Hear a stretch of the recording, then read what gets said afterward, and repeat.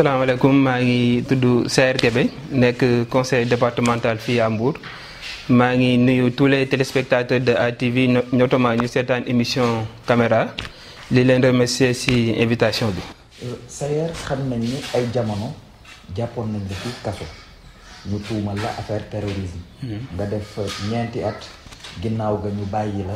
sa premier jour kaso nan la mbir mi demee. waaw premier jour bi c'était un peu compliqué parce que nga ñëw ci environnement boo xam ne maîtriser woo ko après bon ba ma ñëwee heureusement fekk naa fa ay chef de chambre yoo xam ne dalal nañ ma accueillir ma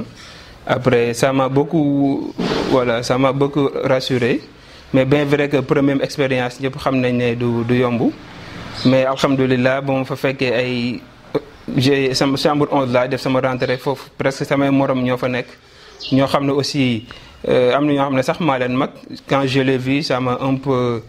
je me suis dit que comme ñoom mun nañ ko gérer voilà man dinaa mën a am mental pour gérer ko et ma ñëw aussi déggoon nañ information bi à travers les médias ma ñëw ñu accueillir ma à bras ouverts gën ma dalal rassurer ma ba keroog une semaine laa fa def après jóge ci chambre boobu. ginnaaw ga ñu accusé la terrorisme. mu doon lu rëy. lan moo waral ñu accuser la terrorisme d'abord. waaw xam man dama nekkoon bon je défendais la cause palestinienne même au lycée bon je fréquentais parfois ay yenn forum yu ñu doon def sur la cause palestinienne bon mu nekkoon cause boo xam ne man daf ma intéressé parce que j'ai toujours dénoncé l'injustice. Bon après c'est la demee Facebook après sur la page de l'ambassade des États-Unis def un commentaire c'est par la suite de ce commentaire que j'ai été arrêté après conduit à la division des investigations criminelles. ñeenti at ginnaaw ga ñu ne defoo dara ñu bàyyi la. ñu jugé ma bàyyi ma man j'attendais que ñu acquitté ma mais finalement sursis lañ ma condamné à 3 mois de prison avec sursis. L'essentiel, d'une part, amoon na un peu de déception, mais l'essentiel c'était de rentrer auprès de la famille.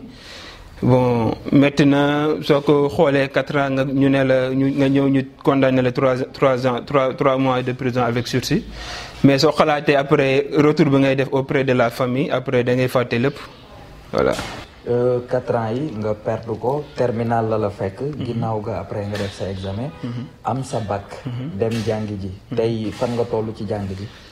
waaw bon bañ ma libéré j'ai une semaine laa def après reprendre les cours au lycée Demba Diop de Mbour.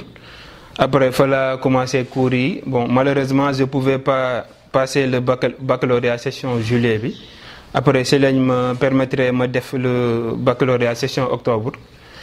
Si la defee sama bac am ko avec la mention assez bien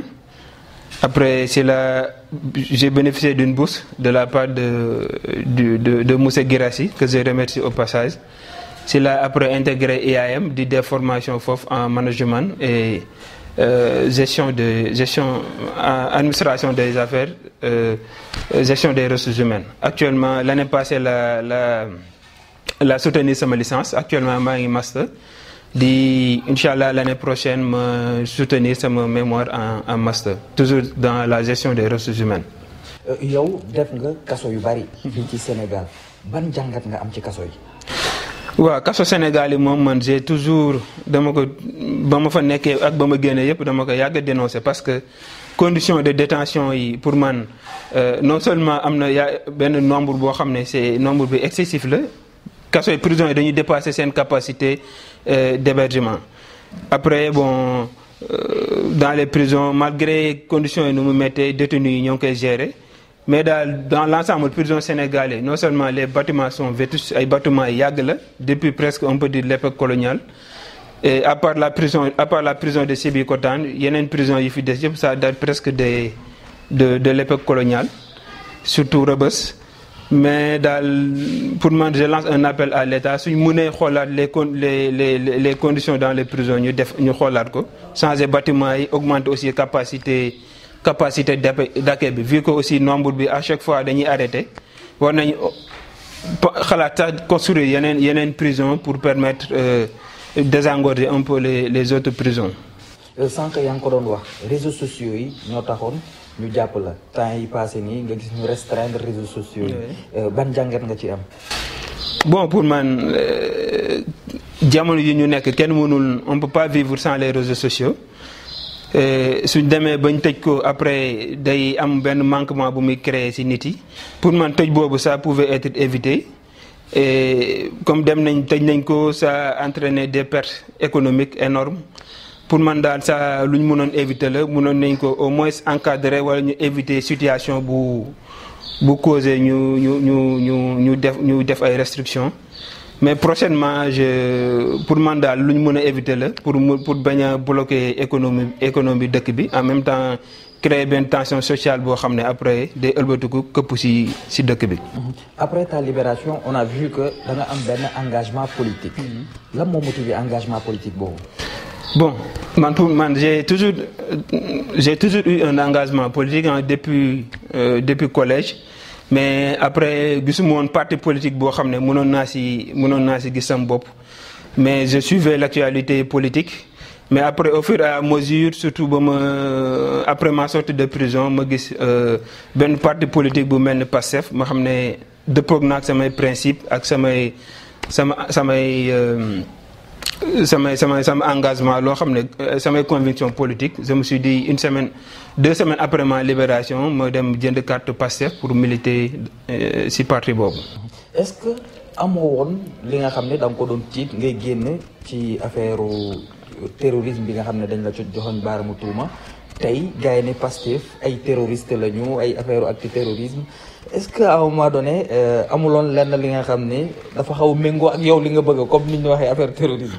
Non, c'est pas bon terrorisme comme ni ñu ma ko defee teggal ma ko c'est des accusations pour moi c'est des accusations yoo xam ne c'est des accusations fallacieuses ça tient pas Sénégal su amoon terrorisme comme heure bi duñ toog fii taal di def ay interview wala ñeneen toog su ko ñi di naan ataaya c'est juste que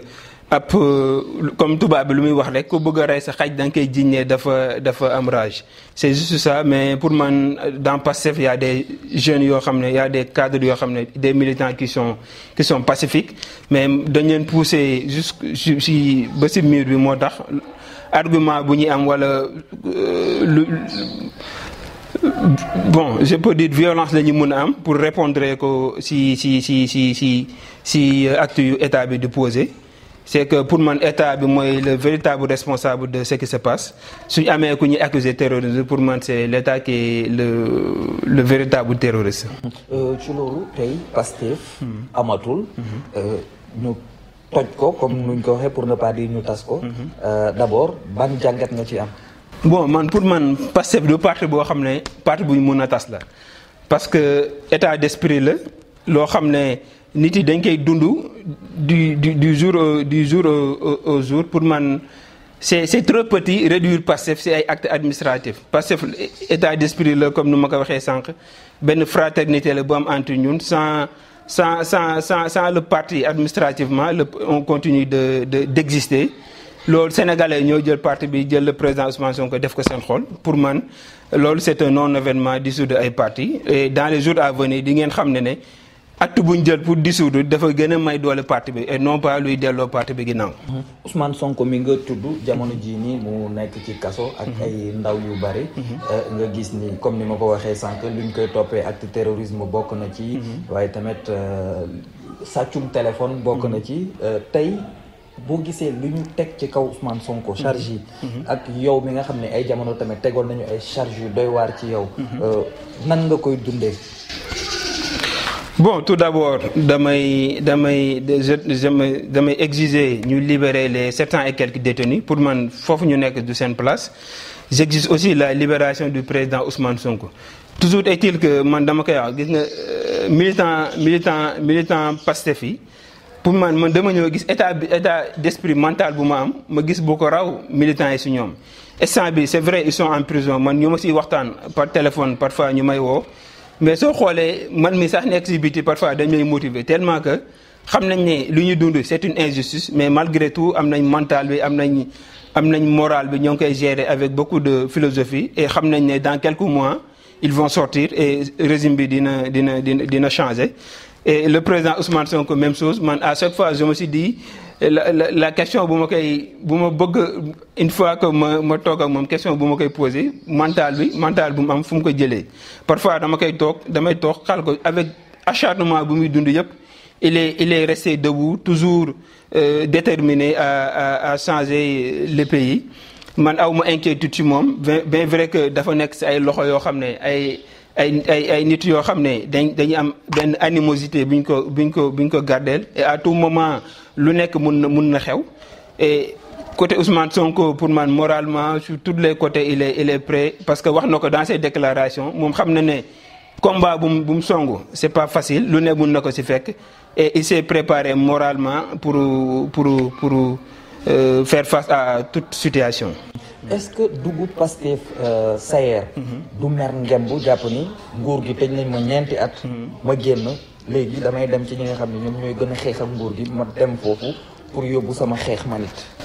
bon pour man du mer ngembu parce que man depuis la prison dama ne woon dama envisagé woon su ma génnee dina bon man fekk na le parti Pastef juddu di def ay jaloore mais je me suis dit su ma génnee je vais commencer am benn engagement politique bi pour man à chaque fois nga bëgg a xeex dara te defoo politique pour man sa xeex bi c'est nul si politique nga mën a dugg nekk si dans les instances pour mën a changer les choses bon après ma sortie am na lu bëri lu ma metti pour man il faut faire de la politique pour changer et loolu moo tax ma ne dinaa militer si benn parti et Pastef laa gis parti boo xam ne moo gën a dëppoo ak samay principe ma militer si moom mais ça n'a rien à voir ak mer ngemb wala benn animosité bu ma am avec qui que ce soit. man xam naa ay nit ñi nga xam ne dañu nekk ci nguur gi. ay jamono bëggoon nañu la approché. pour nga ñëw bokk ak ñoom. ndaxte jàpp nañ ni benn ndaw bu amoon avenir ga te ñoom sax jàppoon nañ ni am na injustice bi nga xam ne dafa dal sa kaw. lan moo taxoon saisir opportunité boobu pour am les trucs du pouvoir. waaw mais on m'a proposé beaucoup de choses des privilèges yoo xam ne même une rencontre avec le président Macky Sall. mais man je me suis dit que su ma ko defee rek non seulement samay principe nangu ko mais j'ai trahi le peuple sénégalais bu doon sonn ba moment boo xam ne ñoom ñoo jël injustice teg ko sama kaw. la famille tout le monde les sénégalais ñëpp ñu ko gis après ba mu jëlee décision boobu dañ ne j'ai pris la bonne décision moo tax après voilà j'ai pas de regret amu benn regret boo xam ne am naa ko si par rapport ak opportunité yooyu ma bàyyi ginnaaw c'est vrai que y avait certains yoo xam ne neexu leen woon mais man je me suis dit que au-delà même de sénégalais yu ma jàppale samay principe mayuma may saisir yenn opportunités yi et sama pour man obligation la pour man ma xeex pouvoir bi fi nekk ba mu jógee fi et si pouvoir bi su fi jógee rek pour man lu bëri dina changer et les opportunités vont venir incha allah. ñenn jàpp ni Sayer ak lépp li nga xam ni daloon na ko bu génnee dafa waroon ñëw toog jàpp jàmburam concentré wu ci avenir am. waaw même si c'est sama famille c'est bon au début ça a un peu freiné sama engagement politique parce que dans la famille ñu bëri d'accord ñu woon ma def politique. parce que à tout moment mun lañ la jàpp wala mun nañ la même yóbbuwaat kaso et la famille a assez souffert dañu souffrir si par rapport lu ma nekkoon kaso mais bon je me suis dit que loolu c'est un engagement personnel et j'assumerai toutes les responsabilités et jusqu'à présent à tout moment aussi su may génn comme tension dëkk bi nu mu mel ñu ngi may wax toogal à tout moment mun nañ la arrêter mais man je me suis dit que engagement politique rime avec risque ak prison pour man loolu quand tu fais de la politique il faut s'attendre à aller en prison. il faut s'attendre à aller en prison Sayer jamono jii nii jàpp nañu ñu bari comme ni nga ko waxee. ci ñi nga xam ni Pastef la ñu nekk rawatina ci département bu Mbour yow entre guillemets nga bokk ci ay cibles. nooy dundee loolu. bon toujours que man bon comme lu may wax gars yi à chaque fois dañ ma naan maytul ma ne leen man awma lu may maytu en tout cas. koo xam ne def nga 4 ans en prison dans des conditions très difficiles parce que ñun conditions yu ñu nekkoon presque c'est des conditions spéciales ñun on nous appelait des DPS détenus placés sous haute sécurité sur 24 heures on n'avait que 30 minutes de cours voilà pour man conditions yooyu amul kenn actuellement ku koy dund en prison man je l'ai dit engagement politique c'est un engagement personnel à tout moment lu munti xew je l'ai dit à la famille man j'assumerai ma responsabilité et prison ñaan ma ko yàlla mais man fu ñu ma yóbbu ma doxal comme nu ma koy waxee gars yi quoi. ci loolu jamono yi ñu la jàppee prison Mbour couche sociale yi yëpp mën nañu wax journaliste société civile gars yi ñëpp. xeex ba yow nga génn. tey ginnaaw bi nga génnee ban reconnaissance nga am sa diggante ak ñoom. oui bañ ma jàppee les mouvements citoyens comme ni nga ko waxee les mouvements des droits humains les journalistes et beaucoup de Mbourois jóg nañ taxaw pour exiger sama libération parce que c'était une libération c'était une détention de trop une détention arbitraire ñëpp jóg pour xeex ko. Bon après ba ma génnee bon à chaque fois ma jaar si koñ wala ma romb ay nit dañ may téye di ma conseiller à chaque fois ñu ne ma tu n'as pas droit à l'erreur bon pour man population bi lu ñu waroon def nañ ko pour man aussi loolu seen rôle la en tant que c'est benn Mbourois bu am problème et toujours est-il que j'entretiens de très bons rapports avec tous les Mbourois même ñoo xam ne bokkuñu engagement bokkuñu conviction politique parfois dañuy woote dañuy wii di waxtaan. Mais côté politique moom man pour man voilà engagement boo xam ne la man maa ko jëlee sama bopp et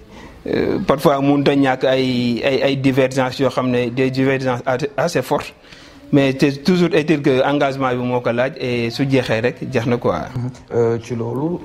tax nga nekk un conseiller départemental une première expérience. tey sa première expérience boobu lan nga ñu mën a wax ci loo ci jot a jàng. waaw bon expérience en tant que conseiller départemental c'est expérience bu am solo la bien vrai comme j'étais le plus jeune conseiller bon parmi les 100 conseillers mu nekk au début lu ma neexoon parce que je me suis dit que damay dem au niveau du conseil départemental jéem a changer les choses jéem a au moins faire bouger les lignes. Mais malheureusement comme ni ñu koy waxee rek les conseils départementaux presque c'est des coquilles vides parce que état bi dafa jox ay compétences aux conseils départementaux yoo xam ne les moyens ne suivent pas de ce fait le conseil départemental budget bi yëpp presque ci fonctionnement la jëm conseil départemental amul benn acte bu significatif bu mën a poser moo tax bon dañuy nekk ay conseillers di jéem a un peu def des efforts mais pour man voilà le conseil départemental ne peut pas faire grand chose voilà par rapport ak communes yi quoi. ci loolu conseil départemental bu Mbour pouvoir ñoom ñoo ko gérer. pour yow ban jàngat nga am ci seen gestion par rapport ak li nga xam ne moom ngeen nekk di dund ci conseil départemental bi. bon le conseil départemental dès le début suñu rapport yi parce que nekkul ay rapport yu neex parce que loolu mooy dëgg. Parce que lu ñu wax soo xoolee dans la formation du bureau ñoom presque tous les postes et toutes les commissions ñoom ñoo ko accaparé à chaque fois budget su jotee après ñoom ñuy bëgg voilà ñu ñuy voter ci seen budget boo xam ne presque c'est pas bien ficelé. moo tax depuis 2 ans de mandat yu ñu def yëpp ñun tous les budgets on n'a pas dañu abstenir voté wuñu budget bi. pour wax ne rek tout cela le conseil départemental pour man coquille vide la boo xam ne mënul apporter dara loo xam ne lu significatif lu département bi mën a gis. pour yow lan la ñu war a soppi ba loolu mën a nekk bénéfice su population bi. waaw pour man le état bi dafa war a jox les moyens dafa war a suivre parce que soo xoolee France au niveau seen conseil départementaux dañu am moyens yoo xam ne. mun nañ créer mun nañ même construire des autoroutes construire voilà des assurer entretien train ak aéroport mais fii soo xoolee le conseil départemental amul compétence yooyu presque c'est des compétences transférées au conseil départemental mais moyens yi le conseil départemental mu amu ko de ce fait bon comme nu ma ko waxee rek kooku vide la boo xam ne état bi il faut mu jël les moyens transféré ko comme ni mu transféré compétences yooyu pour nga xam ne conseil départemental dina poser ay actes yu significatifs yoo xam ne toute la population du département de Mbour dinañ ci mën a gis seen bopp. ci loolu comme ni nga ko waxee 2 ans yéen ak commune bi. yéen a bokk ñu falandoo leen. tey ban jàngat nga am ci commune bu Mbour bi nga xam ni foofu ngay fréquenter. waaw commune bu Mbour bi man je l'ai dit parce que man ku contre loon la dama contre woon Fallou Sylla parce que pour man amul woon ambition amul woon compétence pour changer la commune de Mbour. Bon l'actuel maire ba mu ñëwee moom au lieu mu ñëw c'est vrai am na ay y a des quelques avancées yu am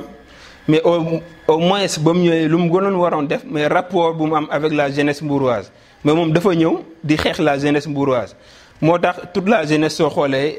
toute la jeunesse mbouroise la majorité ànduñoo ak moom soo xoolee maire la boo xam ne pour man Mbour mérite mieux que Cheikh Issa parce que maire la boo xam ne amul charisme amul leadership man à chaque fois je me dis Mbour ban erreur lan moo leen jàpp ba ñu jël le maire Cheikh Issa di ko nommer à la tête de la commune de Mbour. Bon Mbour yu ma si waxtaanee yëpp am nañu regret te xam naa dans les prochaines élections à venir pour man Cheikh Issa sera moom moo nekk maire boo xam ne moo benn mandat lay def après abale. waaw mais nag bu ñu xoolee par rapport ak ñi nga xam ni ñoom la demaloon compétition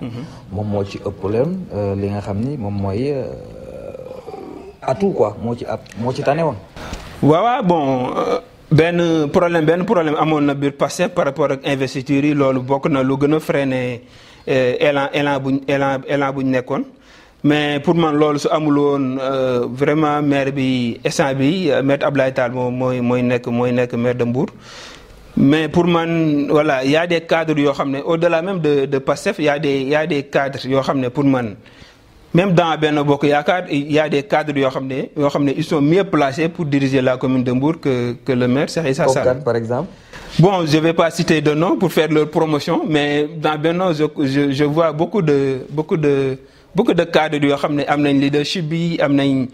nañ compétence bi am nañ charisme bi en plus ils entretiennent de très bons rapports avec la jeunesse mbouroise pour man ñoo gënoon mérité pour nekk à la commune de Mbour que le maire Cheikh Issa Sall. mais nag Cheikh Issa tamit lu ko waay mën a bañ tamit nangu ni bi mu toogee am na ay réalisations yi nga xam ne commencé na ko def et c'est un truc bénéfique pour la commune. waaw bon tombé waral ay gars parce que soo xoolee tous les travaux de Promoville c'est Fallou Sylla si projet Fallou Sylla la woon après bon comme ku si continuité la ñuy nekk c'est normal moom moo nekk maire moom moo koy dérouler. mais projet yu fi am yëpp soo xoolee même soo demee si maire bi da nga gis ne projet Fallou Sylla la moom la nekk di appliquer et on verra comme mandat bi des na 3 ans on verra lan lay war a def mais sur le plan humain c'est quelqu'un boo xam ne la population de Mbourois lui il a de très mauvais rapports avec la jeunesse mbouroise et la population mbouroise loolu c'est un constat soo génnee si mbedd bi laaj ko gars yi mun nañ la ko wax te loolu moom je pense que du continuer et d'ici 3 ans les élections locales vont se tenir et pour man Cheikh Issa day dem. c'est vrai que élection législative yi passé yéen waa opposition yéen a gagné la commune de Mbour. comme ni ma ko waxee woon docteur Diaité. est-ce que à un moment donné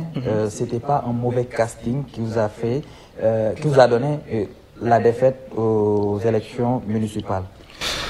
Bon, c'était pas un mauvais casting pour man c'est juste que comme nu ma ko waxee sànq c'est benn fissure moo am boo xam ne ça a beaucoup impacté dynamique gu coalition bi parce que sooy xool coalition bi c'est Pastef qui porte mooy nekk le locomotive de la coalition. C'est vrai que Pastef su amee fissure loolu day impacté ci coalition bi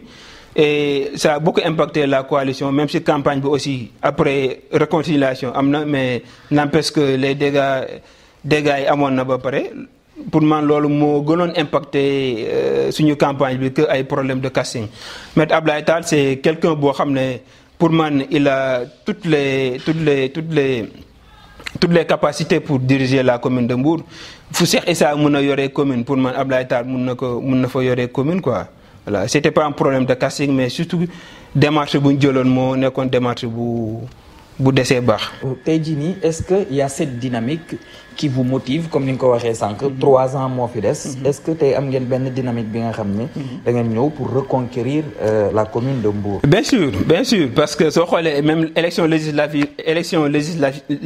yi passé baromètre la soo xoolee y a 5000 d'écart yoo xam ne 5000 voix d'écart yoo xam ne ça veut dire que. commune de Mbour te loolu musul am parti au pouvoir musul perte la commune de Mbour opposition bi notamment Pastef liggéey boo xam ne commune de Mbour presque léegi c'est dans l'escarcelle du je dirais pas de l'opposition notamment du parti Pastef pour man élection même suba suñ fa organiser waatoon élection le parti Pastef va prendre la commune de Mbour. par rapport ak commune Mbour. lu wute ak li nga xam ni gis nañ ko fii mooy lu mairie bi nekk di defar. yéen pour yéen lan moo waroon nekk priorité bu fekkente ne yéen a fi toogoon comme li ngeen di reprocher l'actuel édile. bon lu ñuy gën a reprocher le maire Issa Sall pour man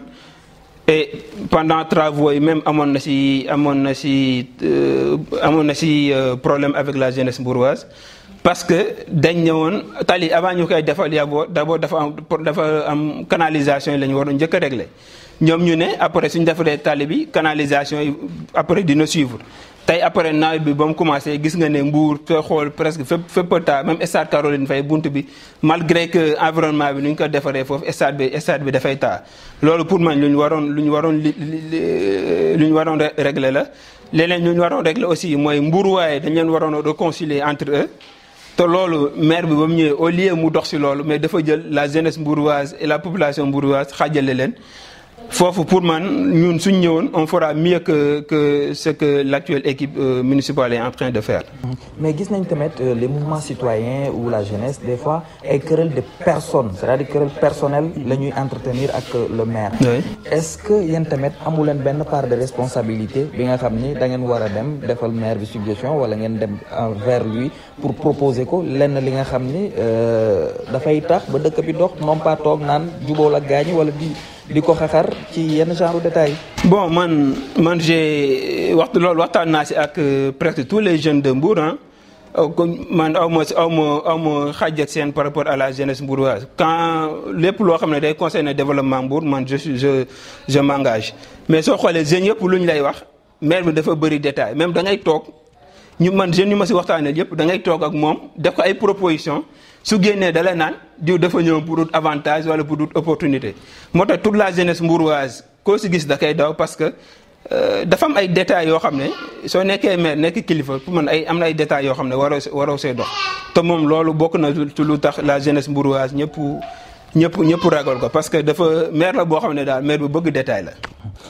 léegi ñu waxtaanee ci lu jëm ci département bi en particulier tey seetlu nañ ni département bi am na ay opportunités yu bari mais jeunes yi boo seetloo lu ci gën a bari surtout ci lu jëm ci wàllum immigration clandestine tey loolu dafa bari ci département bu Mbour bi pour yow lan mooy problème bi. bon problème bi non seulement gars yi soo waxee ñu ne la les jeunes ont un problème de formation mais je pense que c'est pas un problème de formation parce que mbedd bi soo fi génnee da ngay gis ay maîtrisards ñoo xam ne ñi am nañ seen licence ñi am nañ seen master mais jusqu'à présent pour ñu am stage sax c'est tout un problème et pour man loolu voilà c'est pas un problème de formation mais c'est un problème boo xam ne problème de politique de l'emploi suñu état problème boobu la am nous avons un problème de politique de l'emploi soo xoolee état bi même dans ay chiffres yu ñu lay jox ne la on a créé 100 000 et quelques emplois c'est des emplois précaires yoo xam ne ay 1 mois 2 mois wala c'est des salaires yoo xam ne c'est des salaires misérables pour man lu ñu war a def mooy comme dans le département de Mbour il y a des entreprises qui sont là mais soo xoolee entreprises yooyu même la jeunesse mbouroise gisu si boppam c'est pourquoi loolu autorité mbouroise yëpp ñun yàgg nañ lancer alerte boobu yàgg nañ wax ak préfet yi pour ñu jël si ay dogal da ngay gis les jeunes presque sont exploités Sénégal fii précarité bi moo fi ëpp et loolu aussi les autorités sont responsables parce que les entreprises cahier de charge yuñ kii duñ ko respecter et soo nekkee si dëkk aussi gisoo si sa bopp parfois am na ñoo xam ne mentalité yi du benn am na ñoo xam ne lu ñu gis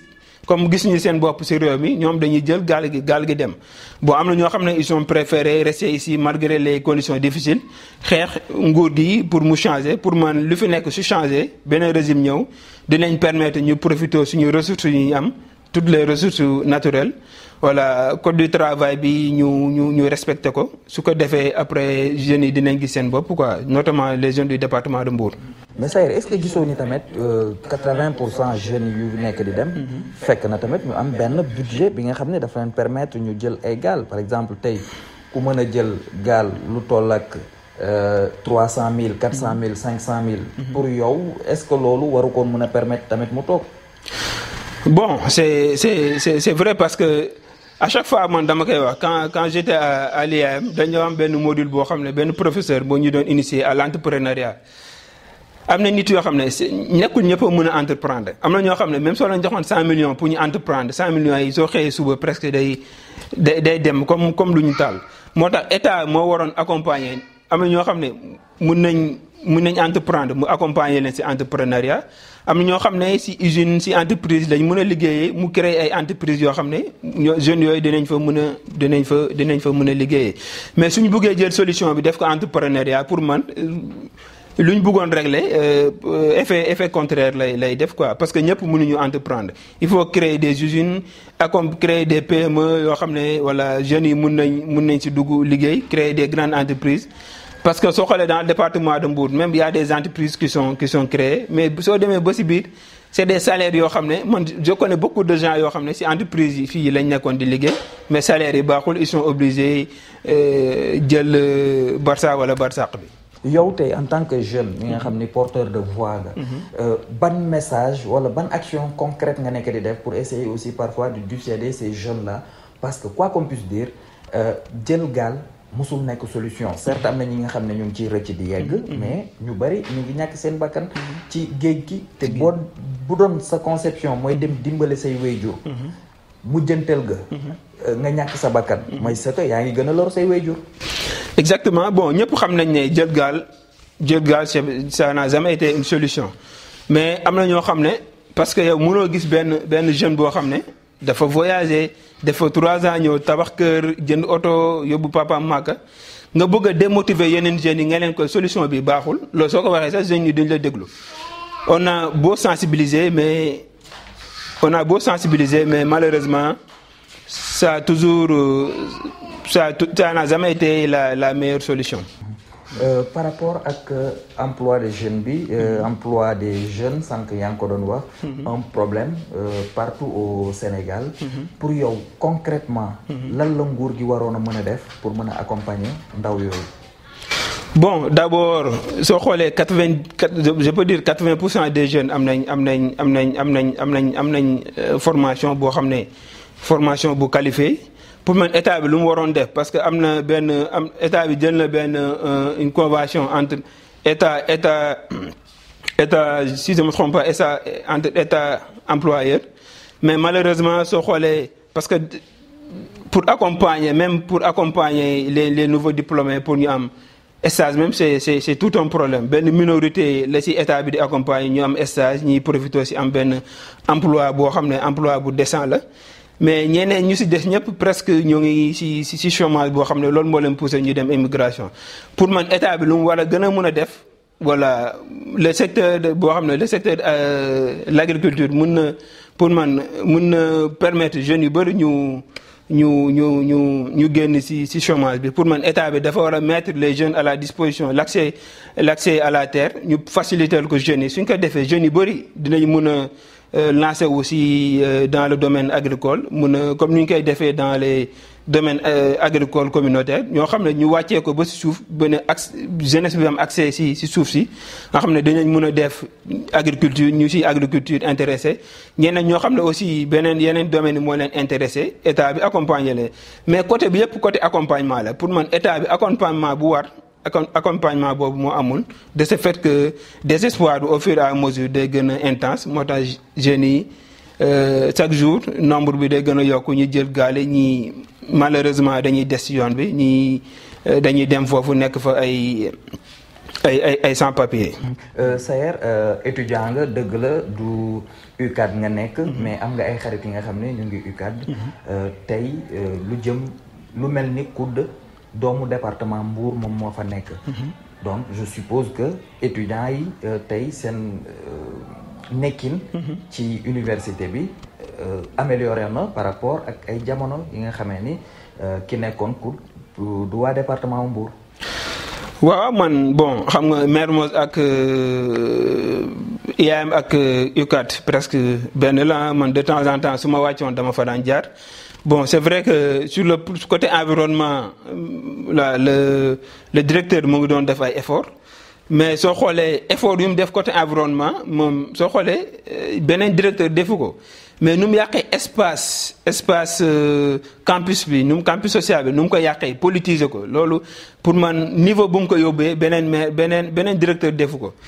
Les conséquences gis nañ ko événement yi passé parce que dafa jël campus bi politiser ko. De ce fait après animosité bi wala violence bi dafa gën a yokk te violence bi dañ koy toujours dañuy wax côté opposition bi la mais soo xoolee maire soo xoolee le maire national wala voilà le maire soo xoolee ñoom violence bi ñoom ñoo koy gën a exercer parce que man am na benn conseil casserole bu ma fa fekk ay étudiants maire ñoo jóg ne conseil bi du fi am violence bi fi la éclaté woo te violence bi su éclaté da ngay gis vigile yi fa le directeur le maire Maguette Sène teg ñoom dañuy fat ci côté waa maire yi de ce fait après les étudiants de l'opposition dañuy am benn rancune boo xam ne day nekk ci ñoom à chaque fois quand l'occasion se présente ils n'hésitent pas ñu fayu. mais présence su Maguette Sène ci COUD c'est bénéfique pour les étudiants du département de Mbour. Voilà. Bon pour man étudiants yi bon pour man c'est pas gisuma njariñ bu mu am bon loolu sama point de vue la après mun nga dem laaj yeneen étudiants yi mais pour man ça a toujours été un problème les étudiants de Mbour problème le logement soo xoolee chaque année dañ koy jooy man mi yàgg nañu ma saisir par rapport ak voilà gars yi su ma leen mën a mettre en rapport avec des personnes yoo xam ne mun nañ ci jàpp. Problème de logement toujours étudiant Mbour waaye même les étudiants amicaux yu nekk dans le département de Mbour dañu yàgg am problème logement te loolu le maire Maguette Sène pour man musu soo def musu poser benn acte boo xam ne day permettre étudiants yi ñu am benn logement bu décent même à Malicounda y a des étudiants yoo xam ne ils ont problème de logement à Dakar seen maire moo nekk le directeur du COUD. Pour man voilà ñoom côté environnement am na lu mu changé UCAD mais plus moom moo gën a politiser campus bi que yeneen directeurs yi quoi. sànq yaa ngi ko doon wax concert de casserole. dañu seetlu ni. sa gars yi saa yu ñu concert de casserole yi. accident yi am. bon loolu pour man accident yàgg na avant même Sonko di def politique accident yàgg na am botoloo joolaa ba muy am loolu Sonko xaajul sax bay dugg si politique boobu su ma juumul mu ngi soog a dugg si administration bi loolu wax la boo xam ne dañ koy wax surtout pour diaboliser le parti mais toujours que plus ñuy diaboliser plus parti bi du gën a am doole moo tax man toujours je l'ai dit que bu ñu arrêté di diaboliser nañ ko continuer parce que loolu mooy ñun loolu mooy suñu force. Juan Branco kenn ci avocat yi.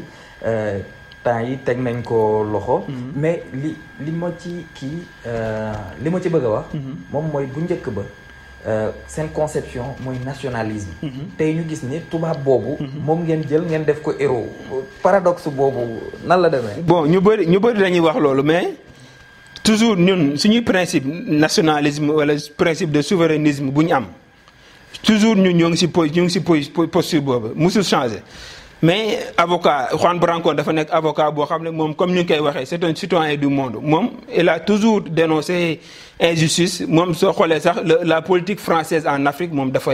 yàgg dénoncé pour man côté boobu moom daf ñu si fekk si. léegi su ñëwee fekk koo xam ne avocat la boo xam ne mu dëppoog ñun lu ñuy xeex mu ànd seeg ñun amul benn problème pour man ñu jël ko comme avocat mu ñëw défendre suñu président pour man loolu. amul dara loo xam ne voilà nekk na position boo xam ne Pastef changé varié na si loolu Juan Branco daf ñu fekk si ñun si lu ñuy xeex mu ñëw ànd ak ñun voilà pour man xeex la boo xam ne moom am na benn touche boo xam ne apporté na ko si. parce que dossier yu mu jël yóbbu ko CPI créé na problème boo xam ne moo tax toutes les autorités de l'État dañu nekk di dañu am problème parce que ñoom xam nañ ne une fois que ñu perdre pouvoir bi mooy directement CPI lañ dem te foofu bokkul ak justice Sénégal bi boo xam ne buñ mën a manipuler foofu moom c'est des faits yoo xam ne te ay faits am na ay nit yu ñu rey yoo xam ne c'est argumenté c'est documenté. Juan jël na ko yóbbu na ko CPI dina commencer d'après info yu ma ci am dina commencer instruction yi ñu xaar. Pour man dossier bi daal dina créer ay surprise. am na ay dossiers yi nga xam ne ñu ngi ci justice pour ne pas dire am na ay ndaw yu bëri nga xam ni teg nañ leen loxo. Mbour est-ce que yaa ngi am nouvelle ndaw yi nga xam ne ñu ngi ci prison Mbour ak yan conditions lañ fa nekkee. waaw parce que soo xoolee arrestation yi depuis le procès Mame Mbaye Niang la commencé jusqu'à présent am na ñoo xam ne depuis mois de janvier février mars ay jeunes yoo xam ne ñoo ngi fa ay instruction am na ay étudiants même yu fa ne. am ñoo xam ne jéem naa def ay démarches pour ñu jéem a passer le bac même en prison mais malheureusement autorités yi nanguwuñ ko bon parfois ma dem fa seeti leen visite la semaine passée am na ay jeunes patriotes yu bokk JPS Saly les JPS du département de Mbour des jeunes patriotes yu ñu arrêté bon am na si ñoo xam ne déjà déféré nañ leen am na si ñoo xam ne placé nañ leen sur mandat dépôt am na ñoo xam ne toujours ñoo ngi en garde à vue ñu ngi am écho maître Abdoulaye Tall mu ngi ciy def ay jéego mu ngi leen assister et à chaque fois parti bi à chaque fois de lu ñu nekkee commissaire ñu nekkee en garde à vue ba ñu ngi demee ñu leen placé sous mandat de dépôt parti bi mu ngi leen di taxaw ak toute l'assistance qu'il faut parti bi mu ngi koy def. waa Mojem xam naa ni aussi ce sont des gens yi nga xam ne am nga relation yu rafet ak ñoom. tey boo waree def jàngat bi nga xam ni moom mooy seen liggéey parce que ñoom aussi dañ leen di gis. ils s'investissent trop dans l'action sociale tey ñoom action sociale boobu noonu mu doon benn opportunité pour des jeunes ou pour des Mbourois ban jàngat nga ci am vu que xam naa ni sa loxo génnu ci. waaw Mojem moom man sama mouvement la parce que ba ma génnee prison avant may adhérer même si parti politique fekk na ma intégré Mojem seen président bi mu nekk Ablaye Thomas Faye aw ma ko presque ak benn jeune c'est vrai que j'entretiens de très bons rapports avec la jeunesse mbouroise mais sama xarit la chaque jour dañuy waxtaan su amee xalaat laaj ma man tamit parfois su ma amee ay avant may dugg dara ma laaj ko ñu def ay mouvement ñu def ay gestes yoo xam ne di taxaw pouponnières yi di def ay dons de sang Mbour jeune bu am problème ñu jël dugal ci seen loxo di organiser ay cours de vacances bon di leen ñaanal rek ay jeunes la yoo xam ne man ay jeunes la bien vrai que ñoo bokk liggéey bi mais man dama leen samay nawle ya dama leen nawloo et des jeunes que j'admire beaucoup di leen encourager surtout ñu bañ a tegg seen tànk parce que gis naa le maire de Mbour da leen di décourager di leen sànni xeer. Même le président Abdoulaye Thomas Faye moo ngi koy accusé ne ko ambulance bi dafa détourné xaalis bi loolu yëpp si yàq der Thomas ku ko xam Mbour xam ne na jeune la boo xam ne jeune bu engagé la parce que moom bëgg na Thomas ñëwul moo tax mu koy diaboliser di encourager tous les jeunes de Mojem di leen wax ne fi ngeen teg seen tànk foofu la jàpp leen rek dina baax. c'est vrai que nee nañu c'est une bande de chômeurs et puis da ngeen toj keesu ambulance bi fu mu toll. Bon man nag c'est vrai que Thomas ba muy jël initiative boo xam ne Mbour jeunes yi ñëpp a ko rafetlu Thomas defoon